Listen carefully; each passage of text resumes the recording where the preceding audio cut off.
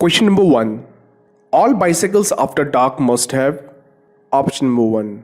Reflective handlebar grips. Option number 2. A front headlight and red tail light. Option number 3. White reflectors on the front and rear fenders. Option number 4.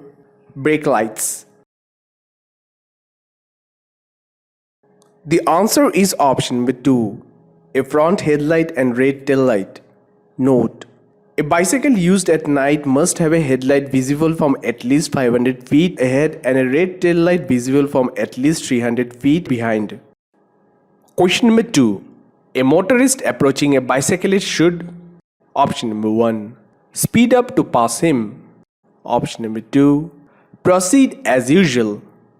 Option number 3. Swerve into the opposite lane. Option number 4. Exercise extreme caution. The answer is option number 4. Exercise extreme caution. Note: as a motorist, you must give bicyclists and inline skaters room when driving. Reduce speed and exercise extreme caution as you pass them. Air pressure from a vehicle that passes them quickly can send them off balance. Question number 3. A motorist should know that a bicyclist operating on a roadway must: option number 1. Ride on the right side of the road. Option number 2. Ride on the side of the road facing traffic. Option number 3. Ride on either side of the road. Option number 4. Ride on the side of the road with the least traffic. The answer is option number 1. Ride on the right side of the road. Note: bicyclists ride in a bicycle lane if available. Where there is none, they must remain near the right curb or edge of the road or on a right shoulder of the road to prevent interference with other traffic. Question number 4. What does a slow-moving vehicle emblem look like? Option number 1. A square red sign. Option number 2. A round green sign. Option number 3. A diamond-shaped yellow sign. Option number 4. A triangular orange sign. The answer is option number 4. A triangular orange sign. Note: the slow-moving vehicle symbol must be displayed on the back of vehicles drawn by animals, most farm vehicles and construction equipment. Question number 5. You want to back out of your driveway. You see children playing nearby. Before you start to move your car, you should: option number 1. Raise your motor to warn the children that you are moving. Option number 2. Sound your horn so the children will hear you. Option number 3. Walk to the back of the car to be sure the way is clear. Option number 4. Tell the children to stay away from the driveway. The answer is option number 3. Walk to the back of the car to be sure the way is clear. Note: do not rely only on mirrors when children are nearby. Before you back into a driveway or out of it, get out of the vehicle and check behind your vehicle. Question number 6. On a road which has no sidewalks, a pedestrian should walk on the: option number 1. Side of the road which has the lightest traffic. Option number 2. Same side of the road in which traffic is moving.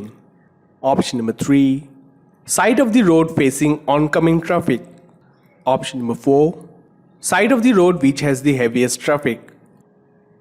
The answer is option number 3. Side of the road facing oncoming traffic. Note: the law requires pedestrians and skateboarders use the sidewalk when available or face traffic as they walk, as far from the near traffic lane as possible. Question: a blind person legally has the right of way when crossing the street when he is: option number 1. Wearing light colored clothing. Option number 2. Led by a guide dog or using a white or metallic cane. Option number 3. Held by another person. Option number 4. Wearing dark colored glasses. The answer is option number 2. Led by a guide dog or using a white or metallic cane. Note: A special right-of-way law allows blind pedestrians to go across the road with a guide dog or a white or metal cane. You must always give them the right-of-way when they are trying to cross a marked or unmarked crosswalk, even if the traffic signals or other right-of-way rules are not in their favor. Question number 8. A bicyclist differs from a motorist in that he isn't required to Option number 1. Obey the same traffic laws. Option number 2. Signal all turns. Option number 3. Report accidents resulting in serious injury. Option number 4. Insure the bicycle. The answer is option number 4. Insure the bicycle. Question number 9. How do the blind spots around a large commercial vehicle differ from the blind spots around a car? Option number 1. Large vehicles have blind spots directly behind them, but not in case of cars. Option number 2. Blind spot of 20 feet in front of the vehicle in case of large vehicles. Option number 3. Large vehicles have much larger blind spots on both sides than cars do. Option number 4. All of the above. The answer is option number 4. All of the above. Question number 10. Which of this statement is true about large trucks? Option number 1. They take less time to stop than passenger vehicles because of their large mass and inertia. Option number 2. They all have air brakes, which allows them to stop quickly. Option number 3. They are more maneuverable than passenger vehicles. Option number 4. They take much longer to stop than smaller vehicles that travel at the same speed. The answer is option number 4. They take much longer to stop than smaller vehicles that travel at the same speed. Note: large vehicles have longer braking distances than passenger vehicles. Due to large mass of trucks, it carries more inertia, which requires more braking force to stop. Question number 11. A large vehicle that is moving in reverse as it moves towards a loading area, you should. Option number 1. You don't have to wait, try and pass the large vehicle. Option number 2. Honk your horn so that the large vehicle yields you right of way. Option number 3. Wait until the large vehicle has completed its backup maneuver, then try to pass. Option number 4. Inform traffic police since it is illegal large vehicle to move in reverse in roadways. The answer is option number 3. Wait until the large vehicle has completed its backup maneuver, then try to pass. Note: it is far better to wait until the large vehicle has completed its backup maneuver than to try to pass. If you try to pass in this situation, it is likely that you will enter one of the blind spots. This could make your vehicle invisible to the driver and increase the risk of a traffic crash. Question number 12. Which of these statements is true about bicyclists? Option number 1. Bicyclists must obey the traffic laws and signs as motor vehicle drivers do. Option number 2. Bicyclists has the right to share the road in the same direction as motor vehicles. Option number 3. Signal turns, lane changes and stops through the use of hand signals. Option number 4. All of the above. The answer is option number 4. All of the above. Question number 13. Which place is most dangerous for motorcycles? Option number 1. Driveway. Option number 2. Intersection. Option number 3. Alleys. Option number 4. Bridges. The answer is option number 2. Intersection. Note: intersections can be especially dangerous for motorcycles. It's human nature to notice large vehicles first. Motorcycles are smaller than other vehicles and they may seem to blend in. Question number 14. What factors contribute to drivers not being aware of motorcycles? Option number 1. They are difficult to see. Option number 2. They go too fast. Option number 3. They don't have the same traffic regulations as cars. Option number 4. They don't have to signal their turns. The answer is option number 1. They are difficult to see. Note: many drivers who are involved in a crash with a motorcyclist report that they did not see the motorcycle. Question number 15. Why are motorcycles harder to see? Option number 1. Motorcycles when compared to other highway users are smaller. Option number 2. Motorcycles may appear to move faster than other vehicles. Option number 3. You may not see a motorcycle that is driving in the left portion of the lane you intend to merge into. Option number 4. All of the above. The answer is option number 4. All of the above. Question number 16. How many motorcyclists can ride side by side in a single lane? Option number 1. Only one motorcyclist in a single lane allowed. Option number 2. Two motorcyclists are allowed. Option number 3. Three motorcyclists are allowed. Option number 4. Depends on the traffic in the lane. The answer is option number 2. Two motorcyclists are allowed.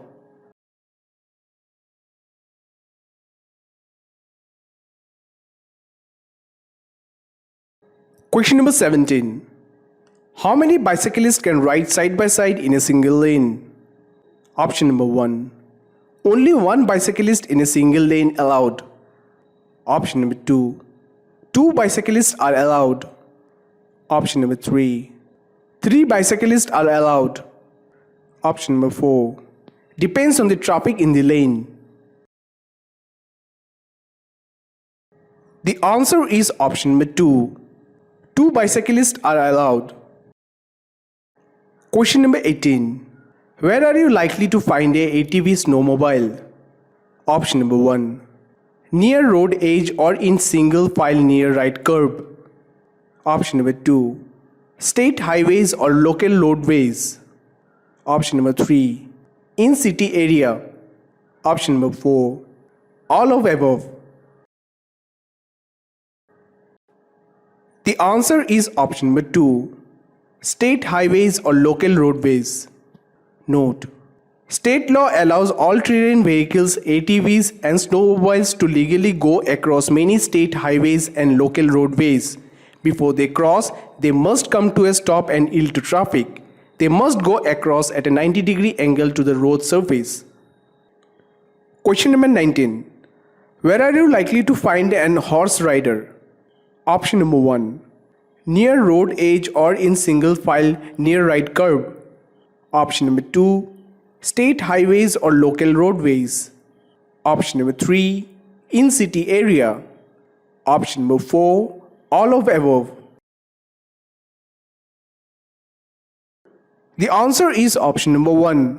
Near road edge or in single file near right curb. Note: horse riders are subject to and protected by the rules of the road. They also must ride single file near the right curb or road edge or on a right shoulder, lane or path that can be used. Question number 20. When following behind a large vehicle, it is a good practice to: option number 1. Decrease your following distance. Option number 2. Increase your following distance. Option number 3. Get around the large vehicle by speeding up. Option number 4. Let large vehicle know about your presence by using your horn. The answer is option number 2. Increase your following distance. Note: when following behind a large vehicle, it is a good practice to increase your following distance for better visibility and reaction time. Question number 21.